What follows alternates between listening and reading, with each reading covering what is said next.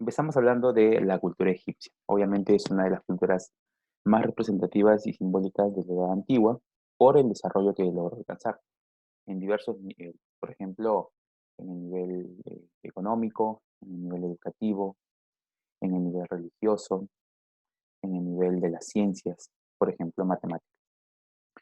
Cuando hablamos nosotros de la cultura egipcia, tenemos que tomar en cuenta las siguientes características. Primero, la ubicación. ¿Por qué es importante siempre hablar de la ubicación cuando tratamos la temática referida a culturas? Porque las condiciones del medio ambiente, dada la evolución o el desarrollo tecnológico de aquel entonces, eran pues condiciones que iban a permitir una serie de cambios. Por ejemplo, cuando hablamos de las regiones donde existe pues una presencia de grandes periodos de calor, por ejemplo, y pocos espacios poblacionales o suelos con poca fertilidad, o por ejemplo, en este caso, condiciones de temperatura muy elevadas, pues obviamente van a haber factores dentro del entorno que se van a poder aprovechar.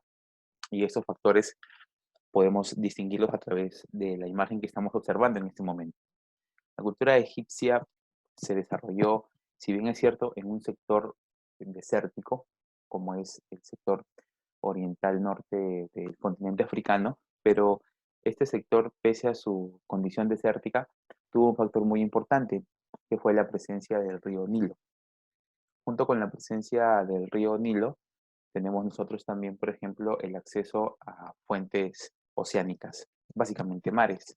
Mar Mediterráneo perteneciente al Océano Atlántico y el Mar Rojo perteneciente al Océano Índico.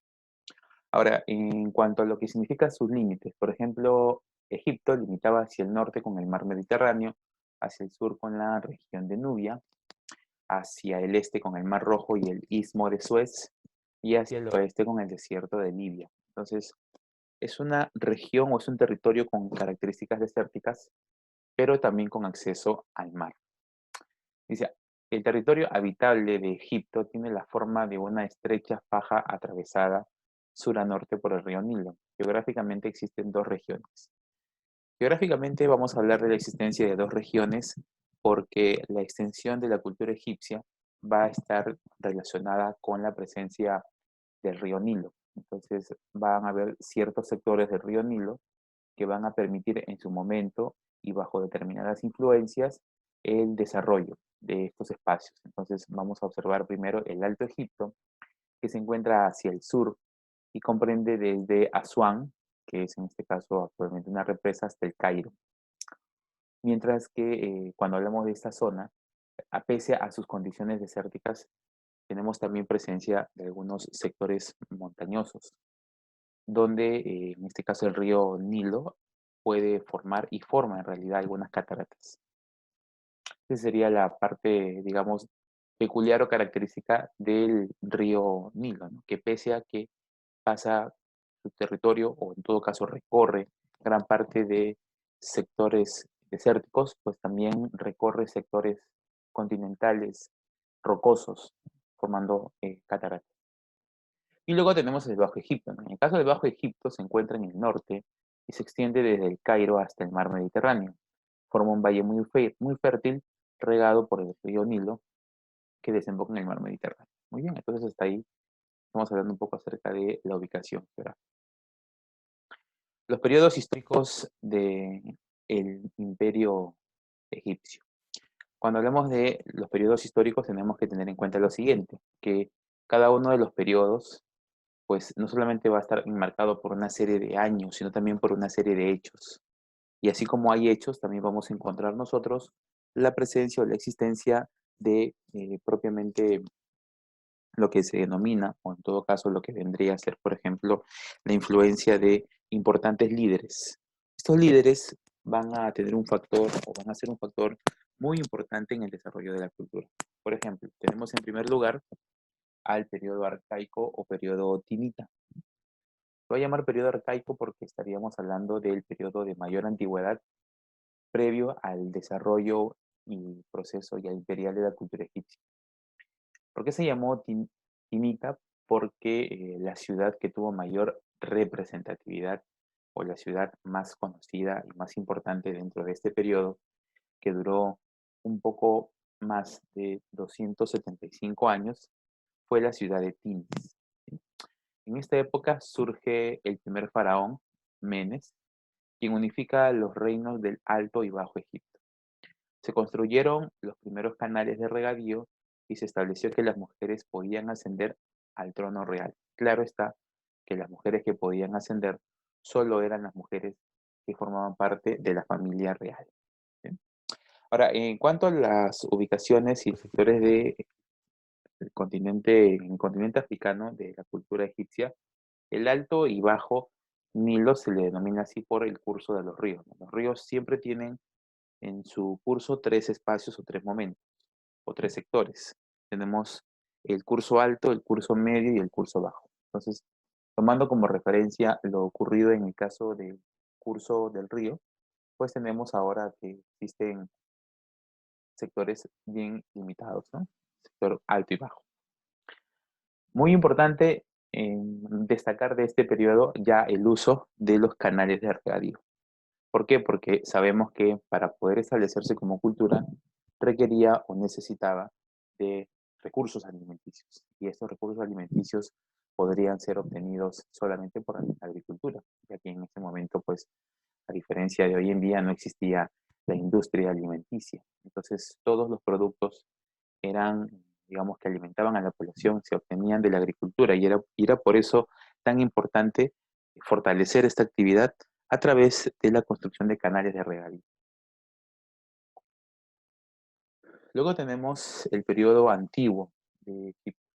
Cuando hablamos del periodo antiguo, hablamos que estamos en un periodo que duró aproximadamente unos 350 años, a 355 años aproximadamente. En este periodo, o durante este periodo, la ciudad que alcanza un mayor desarrollo fue la ciudad de Memphis, fundado por el emperador Menes, ¿no? Donde reinaron 10 dinastías. Cuando hablamos entonces de este imperio antiguo, a diferencia del periodo arcaico, donde la ciudad más importante fue Tinis, aquí la ciudad más importante será la ciudad de Memphis. En este periodo, en el periodo antiguo, se construyeron las pirámides de Gizeh, o en todo caso las famosas pirámides de Egipto. Tenemos los nombres Keops, Kefren y Miserin, ¿no? Se fomentó la cultura mediante el establecimiento de biblioteca en distintos lugares del país, o del territorio en todo caso.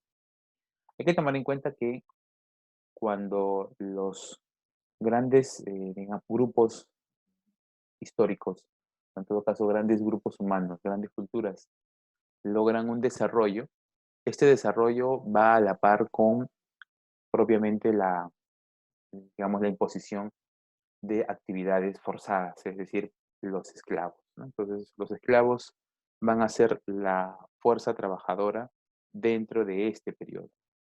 Y es por ese motivo que, gracias a la acción de ellos, se puede observar distintas estructuras o distintas construcciones, porque la población en general se dedicaba a otro tipo de actividades, mientras que los esclavos eran obligados a realizar trabajos forzados para construir los palacios y espacios tanto públicos como privados dentro de la cultura, ¿no? Y que manifestaban pues sus niveles de creencia.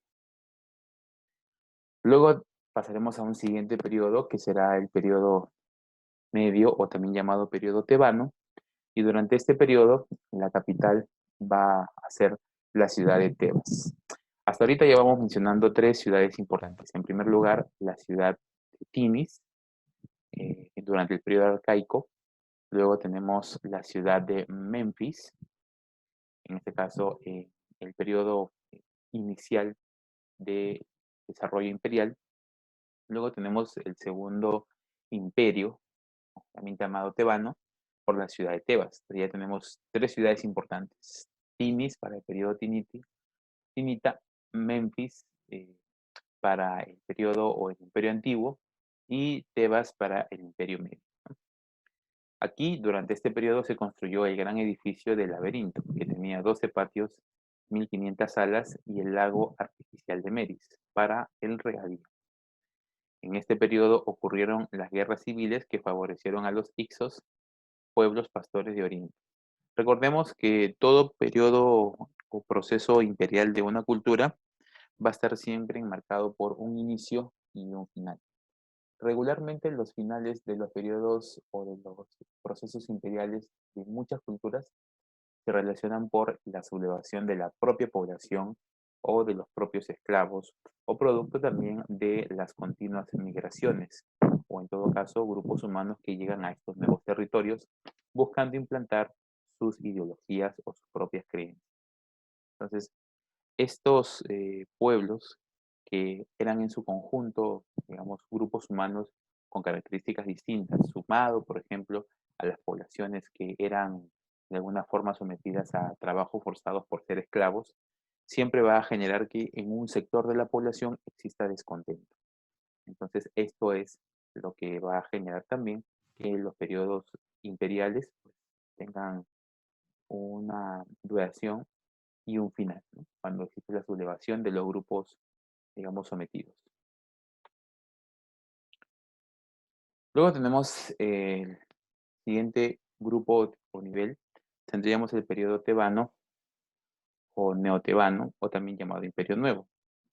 Durante este periodo, Egipto alcanzó su máxima expansión gracias a las grandes conquistas emprendidas por los faraones Tutmosis el Grande y Ramsés II.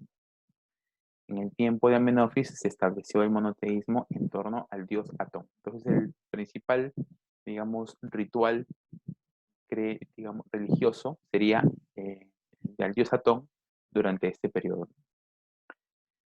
Y esta condición, este ritual lo estableció el faraón Amenofis IV. Luego tenemos el periodo de decadencia. El periodo de decadencia, lo vamos a llamar así, aquel periodo donde las luchas dinásticas entre el Alto y Bajo Egipto debilitaron políticamente a la cultura, en todo caso al grupo social, y favorecieron las sucesivas conquistas de los persas, griegos con Alejandro Magno a la cabeza y de los romanos con Octavio, quienes vencieron a la reina Cleopatra en la batalla de Actium. Entonces, es lo que veíamos, ¿no? Después de los factores internos dentro de una cultura para generar la decadencia, es decir, el incremento de la población esclava, el sometimiento también a los pueblos conquistados a través de la imposición de sus propias ideologías o creencias, la imposición también de una forma de vida. Todos estos condiciones o factores van a sumar para que las poblaciones puedan solicitar o aprovechar las oportunidades que podían tener para convertirse en pueblos independientes, ¿no? Estos son los factores internos. Los factores externos obviamente es la contemporaneidad de otras culturas. Así como la cultura egipcia, pues muchas culturas también buscaron la independencia o la expansión. Entonces, los periodos de expansión de una cultura también coincidirán con los periodos de decadencia de otras culturas. En cuanto a la organización política y social de Egipto, tenemos que el gobierno egipcio se caracterizó por ser monárquico, absolutista y teocrático. Monárquico porque es el gobierno de una sola persona.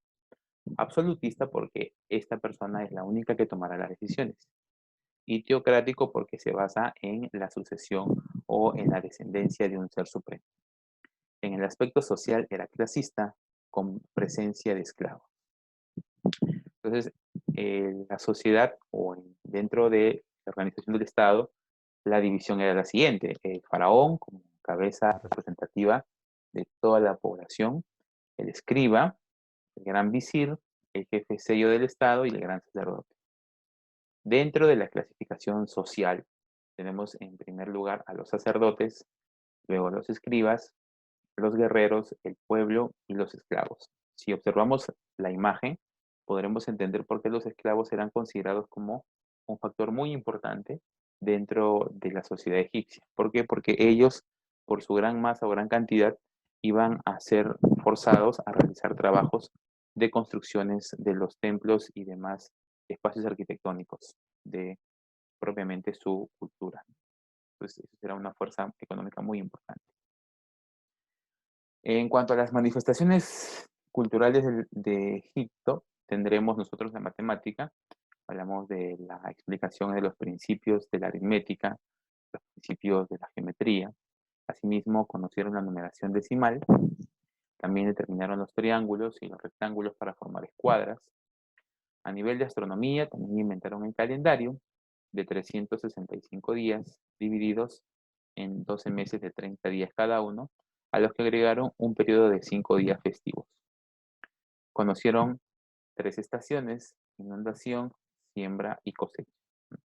Obviamente, cuando hablamos de la cultura egipcia, tenemos que entender que por su ubicación, las condiciones de estación no son las mismas o no se clasificaban de la misma forma como hoy en día nosotros clasificamos.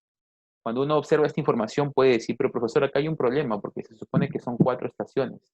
¿Y por qué se destaca que ellos descubrieron 3 si encima el nombre de esos periodos ni siquiera tiene el nombre de las estaciones actuales? Claro, lo que ocurre es que ellos dividían el año de acuerdo a las condiciones climáticas. Entonces, por ejemplo, los periodos de lluvia eran relacionados con periodos de inundación por el desborde del río. Y luego, los periodos de lluvia, vienen los periodos de siembra, es decir, periodos donde el nivel de precipitaciones desciende. Y finalmente el periodo de cosecha, donde el nivel de precipitaciones, en este caso, también termina siendo casi nula y la temperatura se incrementa. Inventaron el reloj de sol y sombra y el reloj de agua. También utilizaron, por ejemplo, digamos, la ubicación de los puntos referenciales, lo que hoy en día conocemos nosotros como los puntos cardinales, para identificar la ubicación de los territorios. En cuanto a la medicina, surgió la necesidad de atender las lesiones recibidas por los soldados en los campos de batalla y los accidentes de obreros producidos en las grandes construcciones. Supieron tratar fracturas, heridas, luxaciones bajo la influencia de las supersticiones y el poder de los amuletos. Trataron las enfermedades de la época y destacaron en las técnicas de embalsamar y momificar cadáveres. En cuanto a la arquitectura, podemos decir que uno de los principales aportes de la cultura de Egipto es la construcción de las pirámides, ¿no? Que son monumentos construidos principalmente de granito y con forma piramidal, una base cuadrada. En realidad existe no solamente 3, sino hasta 40 pirámides dentro de la cultura egipcia. Pero el detalle está que las más conocidas o reconocidas será, por ejemplo, Keops, Kefren y Miserine, ¿no? Las pirámides de Gizeh. Las mastabas eran también tumbas que tienen la forma de pirámide trunca, es decir, una pirámide, pero no con una cima, en este caso aguda, sino con una cima cortada, donde se enterraban los cadáveres momificados de los nobles. Recordemos que la clasificación social siempre va a ser un factor influyente en todo momento, y esto se ve reflejado, por ejemplo, en el caso de los enterramientos de la población en general y los enterramientos de las personas que estaban dentro de, digamos, la población aristocrática o la familia. Tenemos los hipogeos, que son tumbas subterráneas excavadas en las faldas de montañas. En su interior había una capilla y un profundo pozo, en uno de cuyos lados se ubicaba la habitación de la momia, que había sido en vida una persona rica y privilegiada. Entonces podemos llegar a la conclusión que los hipogeos eran espacios donde eran enterrados las personas que tenían un poder económico importante dentro de la ciudad. Por último, tenemos nosotros los templos. Cuando hablamos de los templos, tenemos que fueron construidos para el culto de dioses. En la fachada habían 2 pirámides truncadas, una entrada con 2 obeliscos y 2 estatuas del dios venerado. En cuanto a la escritura, utilizaron el papel, que en este caso estaba hecho en base al papiro. Entonces, ese papel, usaban un papel, los tallos del papiro, que crecían en las orillas del río Nilo. Pueden dividirse en 3 tipos de escritura. Tenemos la escritura jeroglífica, que era una escritura de difícil interpretación, pues estaba formada por signos e imágenes de animales u objetos. Se empleaba generalmente en las tumbas y en los templos. La escritura hierática sí estuvo, o su uso estuvo limitado a los sacerdotes y personas de gran cultura. Y la escritura demótica es aquella que utilizaba la población. De forma general, por ejemplo, en la imagen vemos una tabla donde se ha traducido ciertas actividades a través del uso de símbolos, pero también el uso de formas humanas. En cuanto a sus manifestaciones culturales, tenemos que la cultura egipcia pues, es una cultura que considera muy importante la influencia y la presencia de otros dioses. Entonces tenemos, por ejemplo,